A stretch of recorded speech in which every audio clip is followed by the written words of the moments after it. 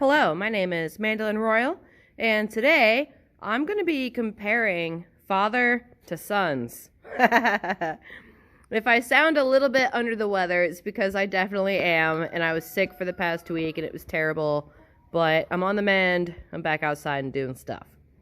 So, over here on the end, I have the sire to the other two boys shown here. I've been standing here looking at them and evaluating their details to figure out what I lost and what I gained and what differences there are between these guys. And I'm going to share some of my thoughts with you because I know you're here to figure out the theories and the why and the how and the what for. So we're going to get into some of that. If you know anything about breeding animals, you know nothing is for sure, and you have to look at your results, and you got to go from there to make your future decisions. These animals, even if you're another species, I mean, you already know you cannot predict, plan, or account for everything. And you do have to learn patience, tolerance, and how to evaluate to make the best decisions moving forward. And if you've been at it for any length of time, you know you better be forgiving on yourself, and you've got to be forgiving on what they're showing you. So with that mindset of tolerance, here's where we're at and what I'm looking at. But let me start with their weights. So the sire on the end, he's coming up on 1.5 years old. When he was the age of these guys here, he was 8 pounds, 3 ounces. And for that season, that was the best meat to bone ratio and the best fleshing of absolutely everything I had grown out that season. And I wasn't aiming to keep it going forward because of how clunky he got. I don't know how else to describe that. It was just too much. And one of the things I've been waiting on as he continued to mature was he going to overshoot the breed standard in size and mass? Because these guys are going to keep growing for 2 years, and it's really important to know when they do the bulk of their growth. So the absolute fantastic news is he has not overshot things. He has not put on significant gains, and he did all of his growth quick, fast, and in a hurry. So at his age now, his weight is 8 pounds and 11 ounces, and I am really okay with that. I am absolutely tickled pink that he did not keep going, that he stopped, that he did not go to 9, 10, 11, 12 pounds like some genetics can do, because that overshoots the goal. Now for these two guys, this one right here on the end, he weighed in at 6 pounds 10 ounces, and the guy in the middle weighs in at 7 pounds 7 ounces. Both of them are at about 5 months old, and that was when their daddy was 8 pounds 3 ounces. And I used females that would hopefully make them prettier, keep them correct for breed standard, and also would not add to the growth rate. There's a balance that I'm looking to strike here, and a point that I want to see them stop growing. Now when I handle them, this guy in the middle is definitely fleshier than this guy here. Neither of them are quite as fleshy as the dad, so I'm a little bit sad about that. I was aiming to get a little more chest depth, and so the mothers had a deeper chest than the prior females that I had with this guy. And I was looking at some other little details, such as earlobes and leg color and tail set and tail fullness and, you know, aesthetic, non-important things like that. Well, I don't know what's going to happen here, because these guys definitely need more growth to finish out. These guys are by no means done growing. And that covers everything. Temperament-wise, I love them. They are easygoing. I could just walk right in and grab them. This guy, I like his shape better. I like how level he tends to carry himself. He has most excellent width, length. Chest depth is improved over that of the Sire. He just overall carries himself better. He walks around healthier, like he can just pop out a pop door and go range for the day. He doesn't look clunky or too heavy or too much. With him being the lighter weight male, I would have to put a focus on females with a better meat to bone ratio and stronger fleshing. That would suit him best. Hey, let me see you. He did not get the white earlobes, which not a deal breaker because I haven't found a way to incorporate them into their own recipe. His comb is a lot smaller. That was another little side goal, but it still hugs the skull. And ideally, on a single comb, you want to see 5 clean, even spikes, and you want the back of the blade to come up off the skull. Not so far that it flies away. You want it to be level and even. But again, I'm not too worried about that, but shrinking the size was definitely important. Especially with the winters that we get here, because sometimes we do dip below 0 and frostbite is a concern. This guy did not pick up yellowing that I had started to see. He's pretty clean and crispy white. That's another perk. He feels great. I'm gonna probably handle both of these guys on camera because I promised that in the last video and then it didn't pan out because I was not feeling that great and distracted with a lot on the mind. So we are definitely getting hands-on with these two. Probably the dad too for comparison's sake. Look at that back length.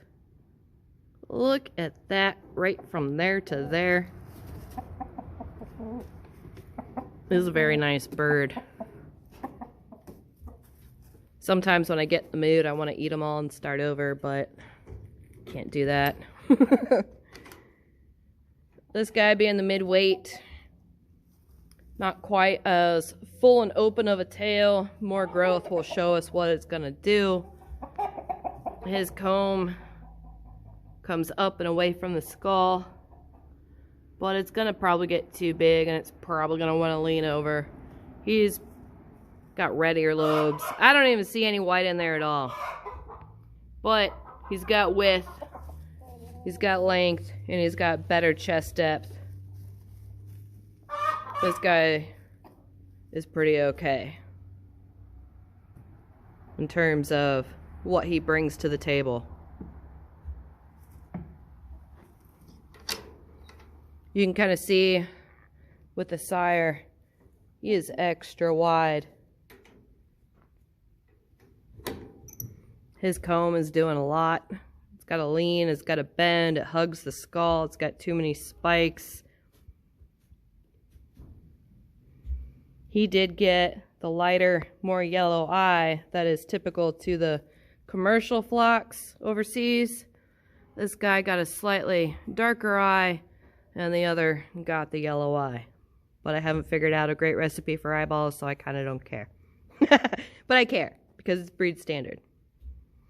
With more maturity, you can see he's got his spurs coming in. His leg bones on this size of a bird could be much thicker, but they're not.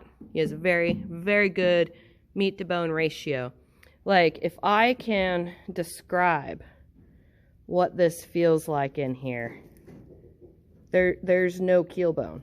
He doesn't have one. Of course he has one. I just can't feel it. This is so solid. And that is what makes this breed different than any other breed that was purebred that I could hatch myself. This is what was different. So that is what I am not willing to lose, which is why this big ugly bird is a part of my breeding program. He's got vigor, he's got fertility. He's been pretty much the ringmaster of the entire flock the whole last season, and he was sire to most. And his temperament is just lovely. The way he treats the hens, the way I can add younger birds in, he's just not quite right for standard. But those core traits, I just want to bring in some more chest depth there, increase body capacity, keep the leg color, but clean them up a little bit, add some refinement, fix this scraggly, thin, wimpy tail, reduce the comb size, fix the shape. And after I do all that, now we're into exhibition quality birds. But I'm not there yet. Some say it's close. Not quite.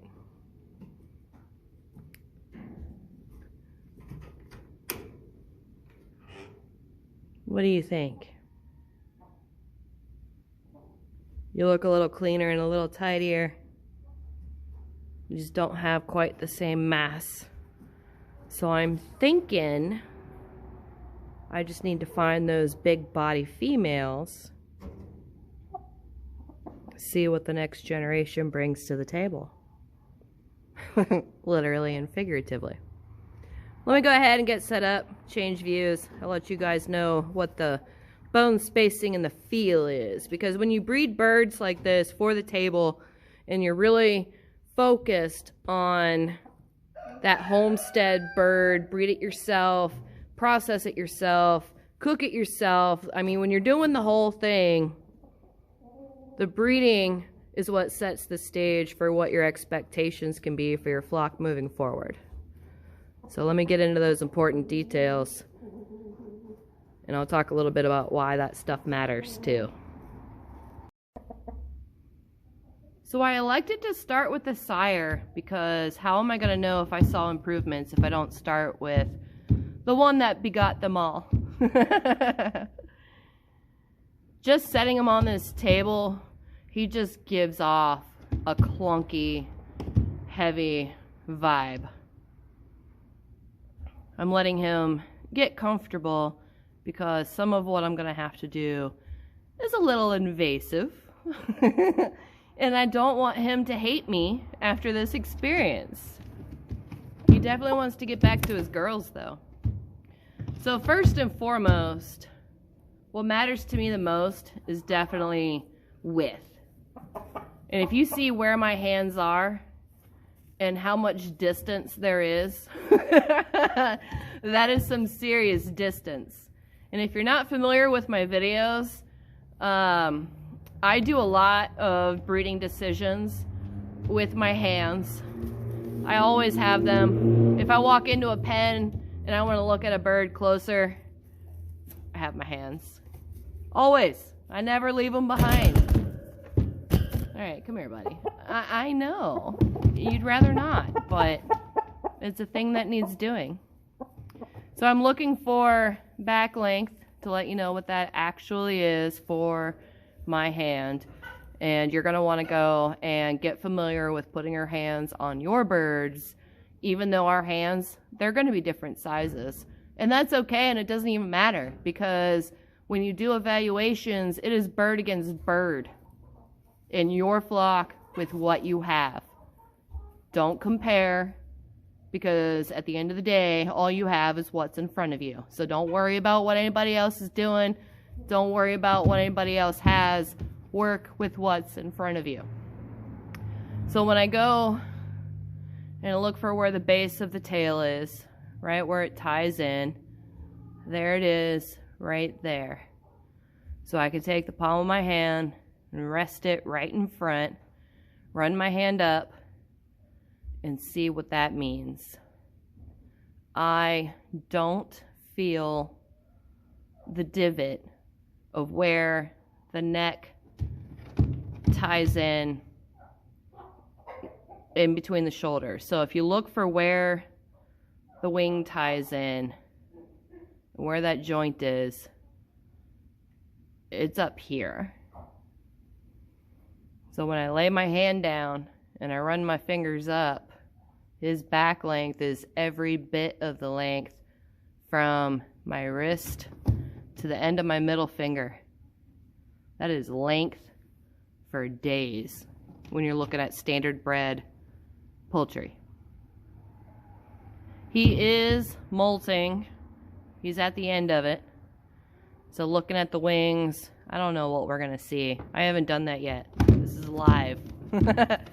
He's probably got some various stages of growth, and I'm just gonna put my hand underneath that last joint right there on the wing, and I'm gonna guide it out and spread.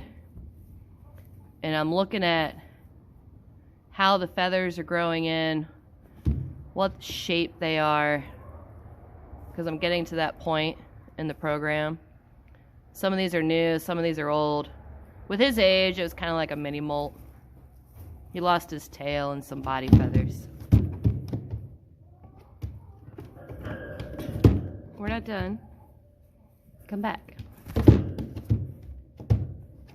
I have my hands on either thigh right now. And this bird is so wide. So let's say I take the wings and I press them as tight as I can press them to the body. And I put my hand across. Jesus. If you've handled a lot of birds, you know what this means. This bird's got width. Now the length part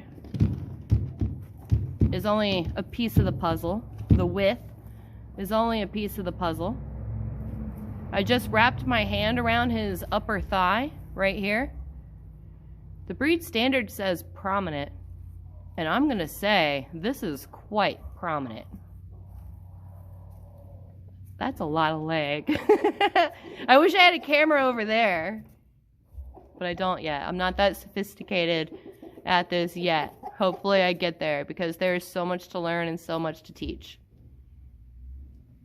But that is nice. It's positioned right in the middle of the body with where the leg ties in with the body. And if you just handle and feel on them, you can find where everything attaches. What those spaces are, what the distance is, all of those little body details. Earlier I said that I can't feel his keel when I get my hands on him and I run my hands down the underside. That's still pretty true, but let me see if I can find it to give you what that length is. Okay, so that's where it ends. I'm not going to flip him over on his back and show you. I'm not going to torture this bird that way. But if I line up my index finger with the very end of the keel and I run it up my hand, wow.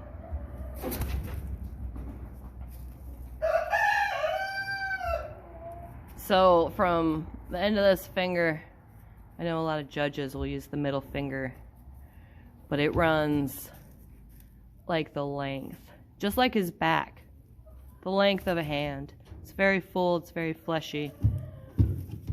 That's very nice to see. Now when you measure depth with your hands, you're looking to put one side of your hand up on top of the back and the other finger's going down. And I've not really done that much, but I was talking to a judge and he explained that you go up underneath the wing and you get a finger up top and then you reach for the bottom. And even though this guy presents as shallow chested, it's a struggle to actually reach from the top of the back down to where that keel is. I mean, This is just a big-bodied bird. Now I want to check the back-end spacing. And the back-end spacing is really important because that carries influence over how well they can lay large eggs and how easy it is to process when your hand has to go up the back side. And if you're a do-it-yourselfer for the whole chicken journey, that matters. So I'm going to take his head, tuck it underneath my left arm, get my left arm up underneath his body and flip him up a little bit. He is now off the table, no fuss. And I'm going to find the two pin bones that are on either side and just below the tail, right about where the vent is. I want to see how many fingers fit in between, and that's a solid 2 fingers that slide right in between those bones. Next, I'm going to find where the keel ends, and I'm going to measure the distance up to where those pin bones are, and I'm going to see how many fingers fit in that space. 1, 2, 3. So he is 3 fingers wide from where that keel drops down, ends, and then up to where the pin bones are. 3 fingers pop right in there. That is spot on for this size of bird at this age. So next I'm going to grab the 2 sons and we're going to see how they stack up, because I haven't really done that. I've been shuffling them around and looking at it when they were a lot younger, when they were like 6, 7, 8, 10 weeks old. And we're going to see how they compare. Right now I'm just kind of fiddling with the tail to get familiar with the feel, so that when I transfer my hands over to the sons, my hands kind of know what they're looking at, so that I can find what's different. Because it's the differences and the similarities that you want to compare and contrast with each other as you go through and make your flock decisions. Alright, so here we are with the middle guy. He was the heavier of the 2. Just getting him familiarized, acclimated, chilled out, letting him know it's a-okay, and this is just fine. And I'm going to start by just reassuring him, finding the tail, getting my hand in front of that tail right where it ties in, running my hand up. And this distance is the same, if not more so, than what his sire was. If you're familiar with processing birds, you know the shape of these bones and how they tie into the front of the bone. And there's almost like a little V shape where it kind of cuts in a little bit. That's what I'm looking for my middle finger to find, to see if it falls in, because that indicates a more short back. If that is very easy for that finger to just fall in there, that's a short-backed bird. Now, I'm not like a licensed judge, and I have not been trained on the finer points of handling and evaluating, but as you get familiar and you keep putting your hands on birds, you can kind of figure out how you're going to go about this, even if you're not classically trained. With not quite as wide as the sire, but still pretty dang wide for a standard sized chicken. Especially at 5 months old. Jeez, right here even, like when I'm just running my hand down the back and you look for where the thighs are and how everything ties in, this is a pretty wide bird. And you're being so good for this. Now when I go to the underside, not quite as fleshy as the sire, but let's check that keel length anyways. A little bit shorter in the keel. So he's from this finger down to where my thumb is, so he's not quite a full hand. This guy's a lot shorter in the keel than his sire is, and that probably accounts for a lot of the weight disparity that these guys have. Let me get my notes, let you know what that weight difference is. This one weighs 12 ounces less than the sire did at this age. The width is the same, but keel length is different by, oh gosh, like that much. Will that come with age? Time will tell. This guy's long enough to matter. And he's fleshy enough to matter. Next, I'm most interested in the backside spacing. So I'm going to find those pin bones right at 2 fingers. So that's the same. I'm going to check the distance from the end of the keel up to the pin bones. Got 1, 2, 3.5 fingers. So he's a little deeper from where the keel ends and the pin bones are. He's got an extra half finger in there. When I go, I'm going to put a thumb under the wing, on the back, and I'm going to reach for the center of the keel. Depth is deeper. Yeah, that feels a lot better. So we lost a little keel length, but we gained in depth, and we gained in back end spacing. And I am A-okay with that. So let's go ahead and switch over to the other guy and see what he has to show for himself. After getting so familiar with the other two and spending that time on them, this guy feels a lot different just by picking him up and moving him over here. I'm going to say that right now. Let's go ahead and see where he stands and how he stacks up. Looking for the base of the tail. Setting my wrist down. Running it up. Ever so slightly shorter in the back. Ever so slightly. Now I want to check the keel. Not quite as fleshy, but longer than the middleweight guy. Almost as long as the sire. So he's already structurally different than his brother, which probably means he came from another mother. His pelvic spacing, not quite a full 2 finger. It's like 1.5 fingers, so he's a little tighter on that back end width. Distance from the end of the keel up to those, that's still 3 fingers. Well, maybe even 4 fingers. So definitely deeper bodied and a smidge tighter. So that's still workable. We can work with that. As far as the depth, let me get in here. Let me look. He's not as deep. Visually he is, but once I get my hands on there, he's really not as deep bodied as the other two. So this guy, I would actually say, is not an improvement over the sire. This guy would benefit from going back in with the deeper chested mothers and seeing if we can make gains on that body depth. So that means he's getting it from feathers in that visual. Because when I get my hands on here, yeah, this is what I'm doing. Thumb on top, reaching down in front of the legs. That's different.